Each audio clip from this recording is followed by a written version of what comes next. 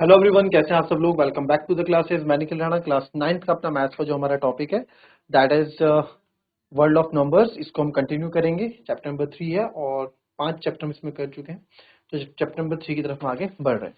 तो बहुत इजी ये चैप्टर है। कल हमने रैशनल नंबर्स के बारे में जाना था, तो वैसे ही इसमें थोड़ी और बात हम करेंगे।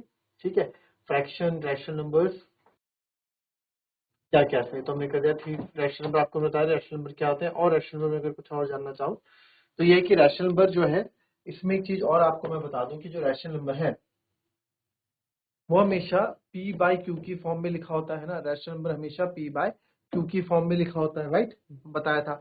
और इसको आप बोलते हैं न्यूमरेटर, इसको आप बोलते हैं क्या जी, न्यूमरेटर। और q क्या होता है जी, डिनोमिनेटर। q क्या होता है जी, डिनोमिनेटर होता है। ठीक है, और डिनोमिनेटर यानी कि q कभी भी 0 के बराबर नहीं होना चाहिए।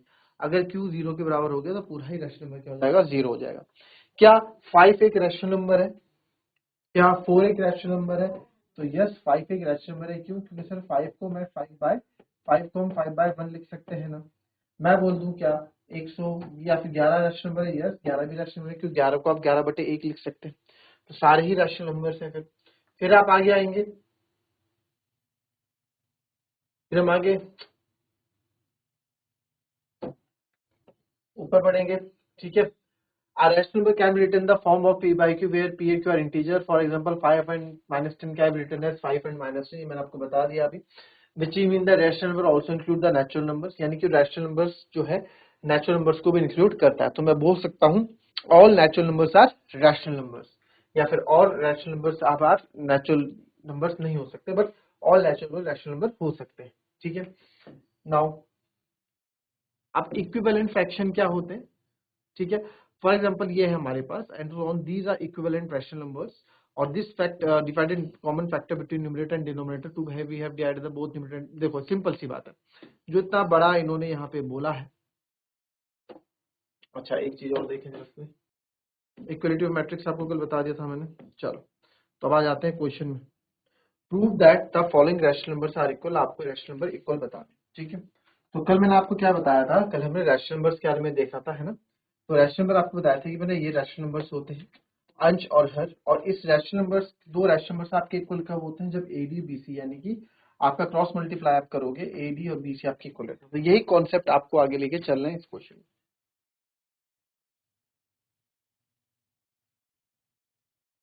2/3 और 4/6 आपको प्रूव करने की इक्वल है।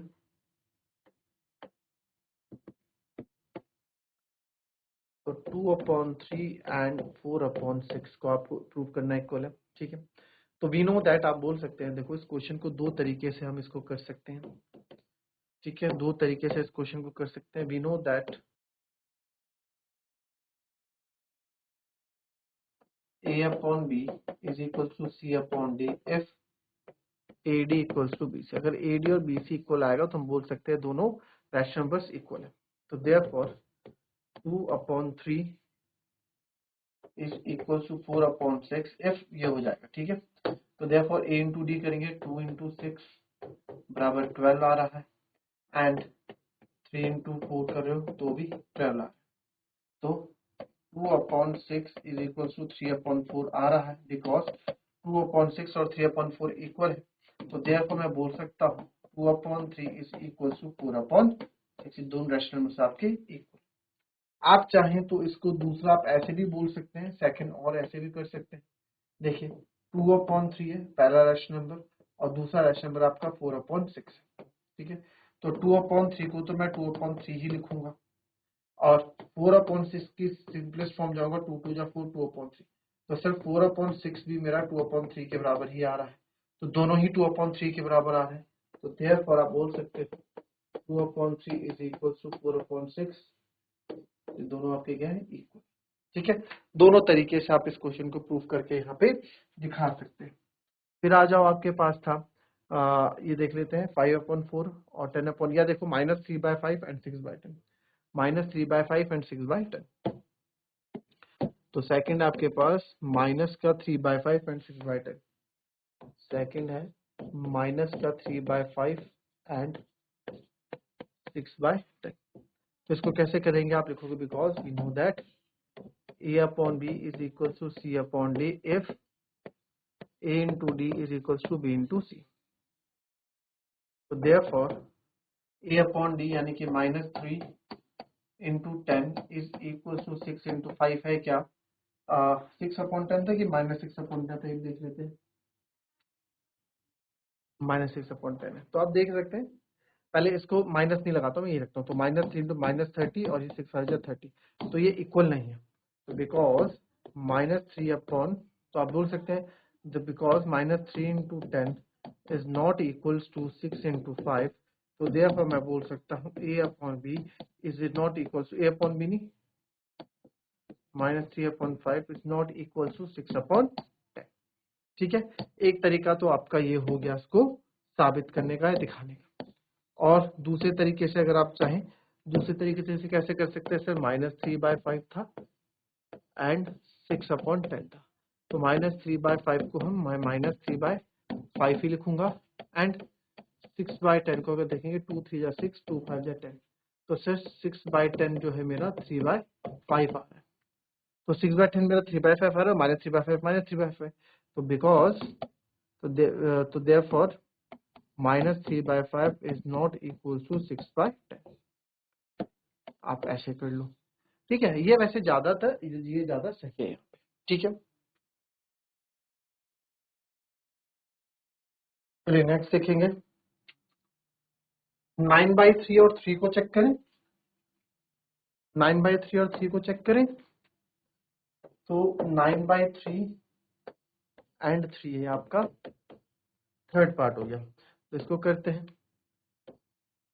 वी नो दैट, या फिर आप लिखो बिकॉज वी नो दैट कि A upon B is equals to C upon D होगा if AD is equals to BC होगा, राइट। ये कंडीशन है वहां पर, जब AD BC के बराबर होगा तभी होता है। तो अगर 9/3 और 3 है यहाँ पे, है ना, तो 9/3 and 3 है,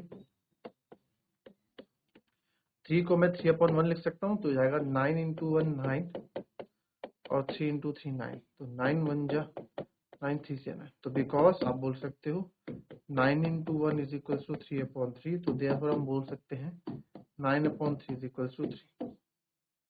ठीक है, ये हो गया आपका एक तरीका इसको करने का। अगर मैं बात करूँ दूसरे तरीके की, तो दूसरा तरीका भी आपको यहाँ करके बता देते हैं।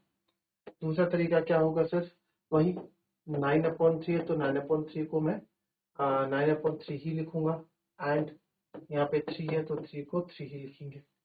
तो 9/3 को जब मैं सॉल्व करूंगा, तो 3 1 जा 3 3 3 जा 9 आ जाएगा। तो सर 9/3 जो है मेरा 3 के बराबर आ रहा है, तो आप बोल सकते हैं आपके इक्वल। ठीक है, मतलब यहाँ पे थोड़ा आप ऐसी ये थोड़ा लॉजिकली बिल्कुल तमीज से हम कर रहे हैं, स्टेप बाय स्टेप कर रहे हैं। यहाँ तो हम देख रहे हैं सिंपलेस्ट फॉर्म में लाके हम क्वेश्चन सॉल्व कर रहे हैं। ठीक है, फिर आ जाते हैं सम निकालना। तो सम निकालना आप लोगों को आता ही है। Find the sum 2/5 plus 3/10।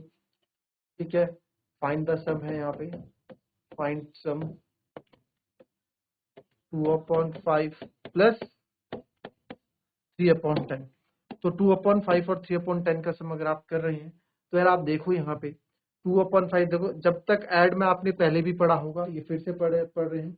Add तब तक एडवर्टाइज बोलो, ऐड तब तक नहीं होता जब तक आपके डिनोमिनेटर सेम ना हो जाए। तो सर 5 और 10 का एलसीएम यहाँ पे हम लेंगे, 5 और 10 का एलसीएम 10 आएगा। तो सर ये 5 2 जा 10, तो ऊपर भी 2 2 जा, देखो स्टेप बाय स्टेप करके आपको यहाँ पे हम बताते हैं।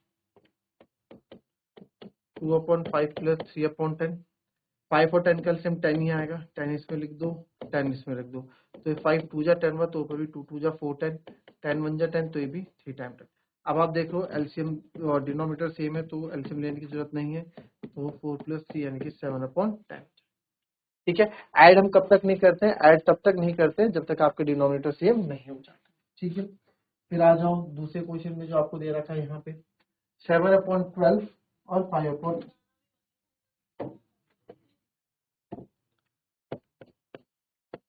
7/12 प्लस 5/8। तो 7/12 और 5/8 जो है आप यहाँ पे देखेंगे 7/12 5/8, राइट। तो सर 7/12 और 5/8 हमारे पास यहाँ पे 12 और 8 में एलसीएम, मैंने क्या बताया था एलसीएम का, बड़ी टेबल 12 है तो 12 से स्टार्ट करो, 12 1 12, 12 2 24, 24 पे मैं रुक जाऊंगा, क्यों, क्योंकि 8 की टेबल में भी 24 आता है, तो वही मेरा एलसीएम होगा, तो इसको भी 24 बनाओ, इसको भी 24 बनाओ। सर 12 से 2 टाइम्स 24 हुआ तो ऊपर भी 2 टाइम्स, 7 2 14, 8 3 24 तो ऊपर भी 3 टाइम्स, 5 3 15, तो 24 24 एलसीएम सेम हो गया, ऊपर 14 प्लस 15 लिखूंगा, यानी क्या आ जाएगा 29/। कोई दिक्कत किसी को, इजी। चलिए नेक्स्ट देखते हैं, -4/7, देखा जाएगा ये चैप्टर है कितना, क्या रैशनल नंबर को नंबर लाइन रिप्रेजेंट करना है, बस चैप्टर फिनिश।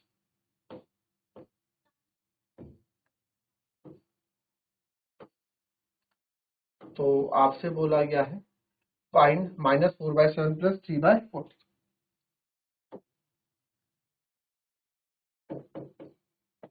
-4/7 प्लस 3/40। तो आप यहाँ देखिए सर, -4/7 प्लस 3/14 है, तो एलसीएम 7 और 14 का बड़ी टेबल है, बड़ी टेबल 14 है, 14 बन जा 14, 14 पे रुक जाऊंगा क्योंकि 7 की टेबल में 14 आता है, तो सही हो जाएगा 14। तो 7 से 2 टाइम, 7 2 14, तो -4 2 -8 डायरेक्ट कर रहा हूँ, चलो स्टेप बाय स्टेप करते हैं। तो सर ये भी 14 आ गया, प्लस ये भी आपका 14 ऑलरेडी है, 2 टाइम्स तो ऊपर भी 2 टाइम्स होगा, -4 2 ये तो सेम 14 ही, यहाँ कोई चेंजेस नहीं है। अब सेम है तो 14, तो -8 प्लस 3 तो हो जाएगा माइनस का 5/14, क्योंकि minus plus minus sign minus का बड़ा है, तो -5/14। फिर आपके पास डिफरेंस निकालना है, 5/6 -1/4, 5/6 -1/4, ठीक है, यहाँ डिफरेंस निकाल रहे हैं। चल, तो 5/6 -1/4 आपको यहाँ पे बोला गया, ठीक है, तो 5/6 -1/4, अब आप देखेंगे 6 और 4 में बड़ा 6 है, तो 6 1 6, 6 2 12 पे मैं रुक जाऊंगा, क्योंकि सर 12 दोनों पे आता है, तो इसको भी 12 बनाओ, माइनस इसको भी 12, तो 6 2 12 तो ऊपर भी 2 टाइम्स, 5 2 10, 4 3 12 तो ऊपर भी 3 टाइम, तो अब एलसीएम सेम है, तो आ जाएगा 12, 10 -3, ये हो जाएगा आपका 7/12, और ये आपका आंसर हो जाएगा। कोई दिक्कत किसी को, कोई दिक्कत किसी को, क्लियर है। चलिए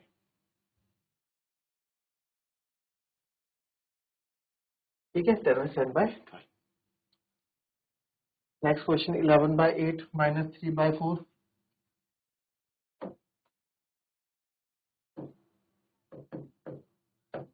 11/8 -3/4, तो अगेन आप यहाँ देखो 8 और 4 का एलसीएम आपका 8 1 8, 8 ही होगा, तो इसमें तो कोई चेंजेस नहीं आया सर, -4 2 तो ऊपर भी 2 टाइम, 3 2 6, तो 11 गया 5/8। आप डायरेक्टली इसको ऐसे भी कर सकते हो, है ना, स्टेप बाय स्टेप करने से बढ़िया आप डायरेक्ट इसको ऐसे भी कर सकते हो, अगर आपको चीजें समझ में आ रही है तो।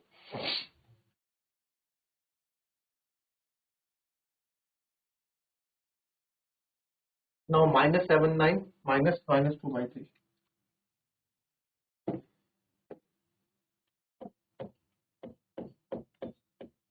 माइनस -2/3, ठीक है, तो माइनस का 7/9 और -2/3 यहाँ पे आपको देखने को मिलेगा। तो देखो बहुत ही प्यारा यहाँ पे कॉन्सेप्ट है, -7/9, माइनस माइनस क्या होगा पहले, +2/3, 9 और 3 कैल्सियम कितना होगा, 9 ही होगा सर, तो ये पूरे में क्या आ जाएगा, तो यहाँ से लिख रहा हूँ फिर से, -7/9 +2/3, 9 और 3 कैल्सियम कितना होता है सर, 9 ही होगा, तो 9 1 जा 9, ऊपर कोई चेंजेस नहीं है, प्लस 3 3 जा 9, तो ऊपर भी 2 3 जा 6 हो जाएगा, तो माइनस प्लस माइनस 7 में से 6 गया 1, तो ऊपर प्लस माइनस का, क्यों, क्योंकि माइनस का साइन बड़ा है, तो -1/9 कितना आएगा, -1/9, तो ये आपका आंसर हो जाएगा -1/, ठीक है, ये भी हो गया। अब प्रोडक्ट पे आ जाओ, प्रोडक्ट बहुत ईजी है, 2/3 इंटू 3/10,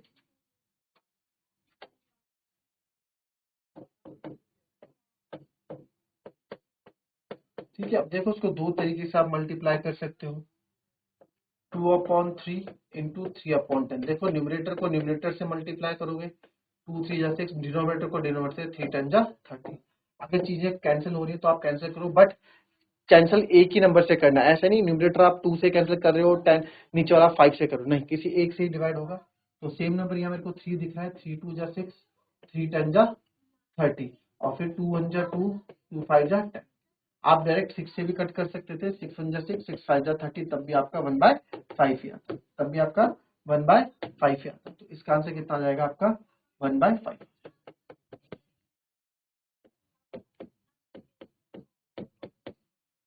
2/3 इंटू 3/10 आपके पास है, 3 से ये 3 कट गया, मल्टीप्लाई में आप ऊपर नीचे काट सकते हैं, न्यूमरेटर को डिनोमिनेटर से, बीच में मल्टीप्लाई का साइन हो, 2 1 जा 10, 2 5 जा 10, तो आंसर ऊपर क्या बचा 1, नीचे क्या बचा 5। इस चीज का भी आप ध्यान रखें। तो ये थी हमारी आज की क्लास, मिलेंगे आपसे अपनी कल की नेक्स्ट क्लास में कुछ नए क्वेश्चंस के साथ। तब तक के लिए be happy, be healthy and be safe. Thank you and have a nice day.